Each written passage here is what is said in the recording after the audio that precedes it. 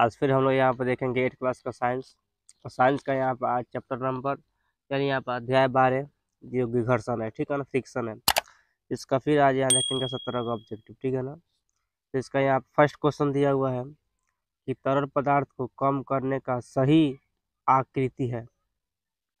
ये तरल पदार्थ है, उसको जो कम करना है उसका सही आकृति क्या है, तो इसका सही आकृति क्या है, वृत्तीय कर देना, ठीक है ना, यानी गोलाकार कर देना, ठीक है ना, वृत्तीय कर देना, ये सबसे, ठीक है ना, सबसे सही आकृति है, ठीक है ना। तो इसका राइट आंसर कौन जाएगा, हम लोग के डी जाएगा, कौन जाएगा, डी जाएगा फर्स्ट, ठीक है ना, वृत्तीय कर देना, ठीक है।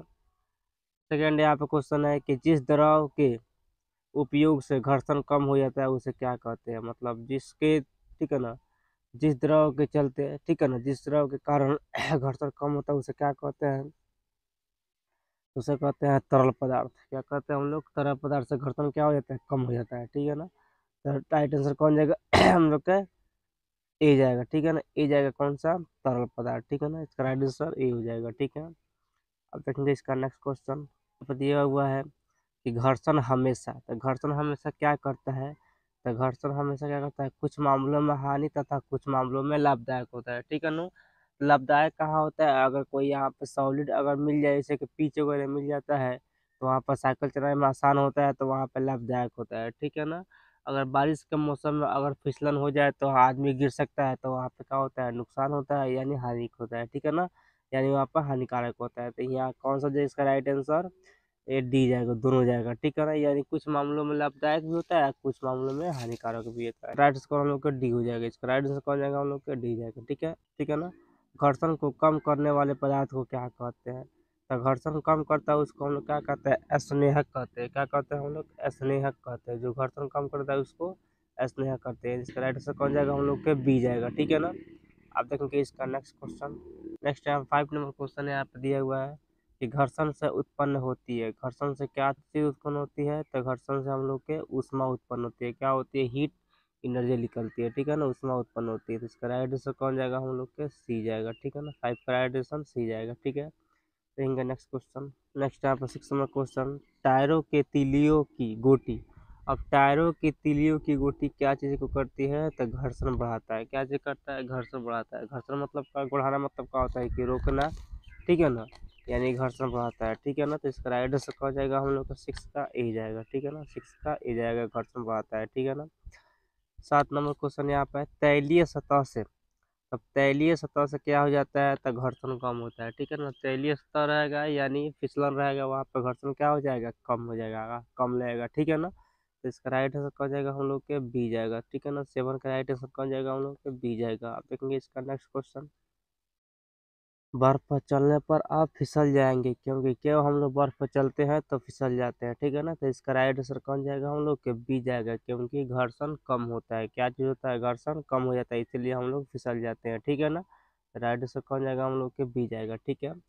ये यहाँ पर नेक्स्ट क्वेश्चन में यहाँ पे लिखा हुआ है कि कैरम बोर्ड पर पाउडर छींकने से घर्षण हो जाता है, तो घर्षण क्या हो जाता है, तो हम लोग कैरम बोर्ड पर जब पाउडर छींक देते हैं तो घर्षण क्या हो जाता है, तो घर्षण कम हो जाता है, क्या होता है, कम हो जाता है। तो इसका राइट आंसर कौन जाएगा, हम लोग के बी जाएगा, घर्षण क्या हो जाता है, कम हो जाता है, ठीक है ना।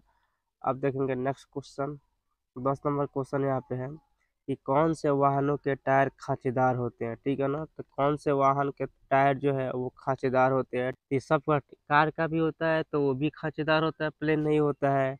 ट्रक का भी खांचेदार ही होता है थोड़ा सा, ठीक है ना, उसका भी होता है, बोल्डर का भी होता है, ये सभी हो जाएगा इसमें, ठीक है ना, क्योंकि सभी का क्या होता है, खांचेदार होता है। सर यहाँ तक कि साइकिल का भी होता है, मोटरसाइकिल का भी होता है, ठीक है ना, यानी सारे का क्या होता है, खांचेदार होता है सबका, ठीक है ना, यानी इसमें से सभी उपरोक्त सभी। तो इसका राइट आंसर कौन जाएगा, हम लोग के डी जाएगा, ठीक है। देखेंगे नेक्स्ट क्वेश्चन, 11 नंबर क्वेश्चन यहाँ पर दिया हुआ है कि किसी बल के कारण फर्श पर लुढ़कती हुई गेंद कुछ समय बाद अपने आप रुक जाए, बल तो किस बल के कारण रुक जाती है, ठीक है ना, यानी कि फर्श पर अगर चल रहा है, ठीक है ना, कोई गेंदा फेंक दे रहे हैं लोग, ठीक है ना, फर्श पे जा रहा है, कुछ देर के बाद रुक जाता है, तो वो किस बल के कारण रुकता है, ठीक है ना। तो क्या बल के, घर्षण बल के कारण रुकता है, क्योंकि उस पर घर्षण बल लगता है, इस कारण क्या होता है, वो गेंद रुक जाता है, ठीक है ना। तो इसका राइट आंसर कौन जाएगा, हम लोग के सी जाएगा, ठीक है ना। अब देखेंगे नेक्स्ट क्वेश्चन, यहाँ पे 12 नंबर क्वेश्चन दिया हुआ है घर्षण के कारण कौन सी वस्तुएं खिंच जाती है, यानी जब घर्षण होता है तो इसके कारण कौन सी वस्तु खींच जाती है,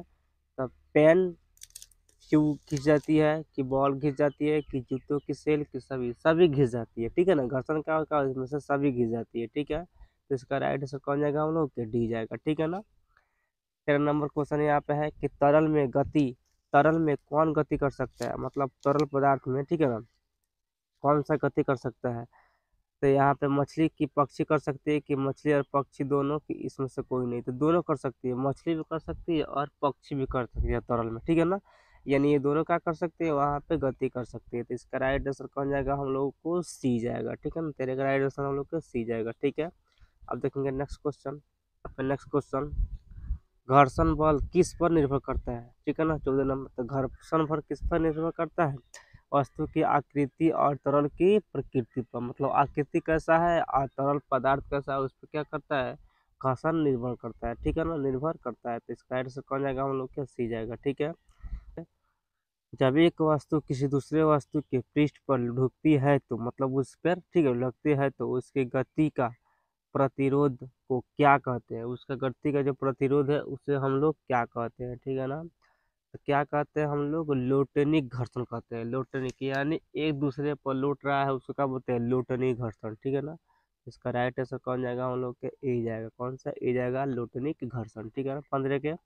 अब देखेंगे नेक्स्ट क्वेश्चन। 2 नंबर क्वेश्चन है, जब एक दूसरे के संपर्क में आए हुए पृष्ठ सापेक्ष गति करे, ठीक है ना, या गति करने की प्रवृत्ति रखे तो घर्षण बल कैसा होता है। ठीक है ना, मतलब घर्षण बल खाली है तो कैसा होता है। ठीक है ना, तो इसका राइट आंसर कौन जाएगा, कि इस पर निर्भर नहीं करता है कि वस्तु ठोस है या द्रव है। ठीक है ना, मतलब के दिख रहा है आपको इनका, केवल वस्तु ठोस है तो नहीं, तो ये ठोस और नहीं द्रव और नहीं गैस, किसी पर निर्भर नहीं करता है।